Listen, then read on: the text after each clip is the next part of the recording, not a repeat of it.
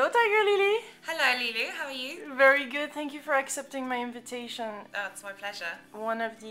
Tiger Lilly is one of the upcoming UK artists, #2 on the UK chart, and you've got such a beautiful, inspiring story. Tell us how all this started and how you became #2 in the UK, and growing and growing. The city is buzzing and talking about you. Tell us, how did that happen? Well, I was keeping my music to myself from the age of 12 until recently.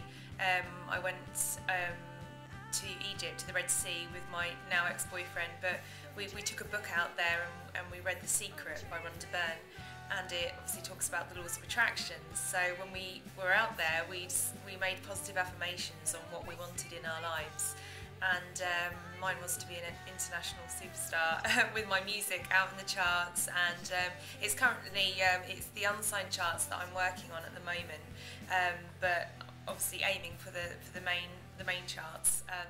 So yeah, it was really using the laws of attraction, which has now created such a buzz around London. You know, everyone's talking about Tiger Lilly, which is great, and I know it's not coincidence. It's everything I've put on my vision board.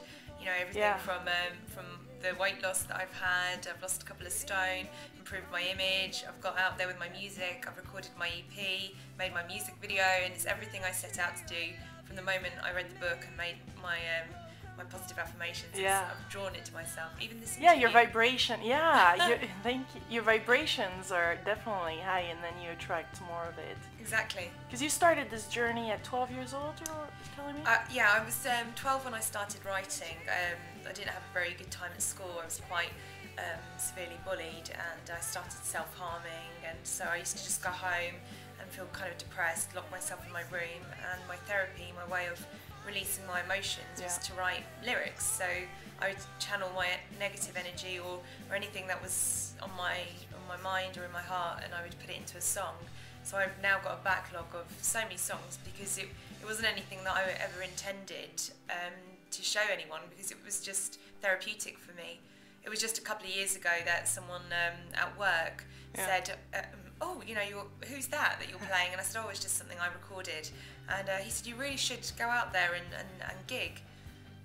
So I did for a bit, and promoted other artists. But it was only in January, like I said, when I really started manifesting what I was desiring to come about, that everything's happened within 6 months. Oh, so inspiring. And so what would you say to the artists out there that are trying and are trying hard, and it's not working for them right now? What was the shifting point? How can you encourage them to pursue their dream and make it happen too? Oh, I think the most inspiring thing I can say to them is to not have failure as an option.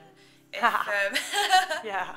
It's so true, because a lot of people I meet say, oh, I used to sing, or I've always wanted to write, and they come up with excuses why they can't. And if they just took those negative affirmations and turned them into positive affirmations, then they will draw more of the same to themselves. So I just think that that's the most inspiring thing they can do, is to, you know, we are a product of our thoughts. So if they keep thinking that they can't make it, if they keep thinking they're going to fail, and if they keep reaffirming that what has happened will always happen, then they will be stuck in that stagnant place. So they need to just reevaluate what they're telling their subconscious and their conscious. So now what are you up to get to, what's your vision, long-term vision? I mean, right now, what are you working on, and what are your next manifestations? My next manifestation, I'm kind of really focusing on, there's 2 things at the moment. I'm taking part in a DVD called Change Your Body, Change Your Life, which is to inspire people that they can make positive changes to how they feel through detox and you know, exercise. And you can, you know, if you visualize the shape you want to be, you can do that.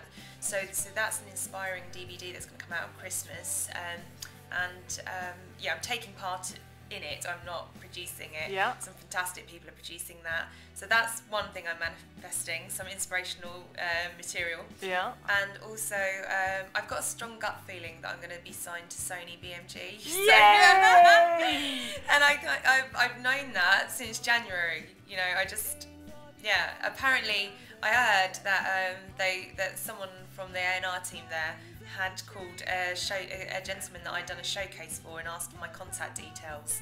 So it's already kind of happening. Yeah, I think I can be whoever I want to be. And I hope that I can inspire people from my positive energy. Yeah, totally. And do you, how do you develop your intuition? Did you see that recently you're more in tune with yourself and your heart is opening and you're, how is that experience? I mean, do you tap even more in your potential? Yeah, I do. I think once you open your mind up to what you can be and know that you can create anything as small as £1 to £1 million, then you don't limit yourself to what you can create and what you can bring towards you. So I think that the more I'm open, the more I'm embracing it, the more positive things are coming to me.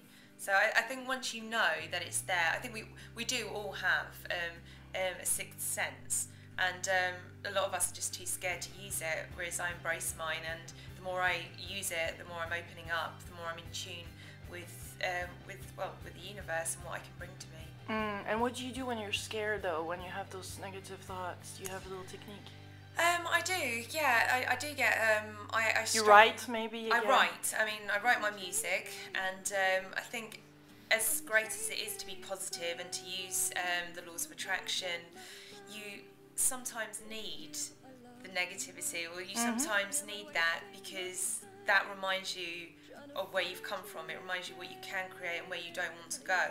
So, for example, I struggle with heartbreak a lot, and I shouldn't affirm that, but at the same time, I need it, because my songs warm people, you know, from my own personal experience.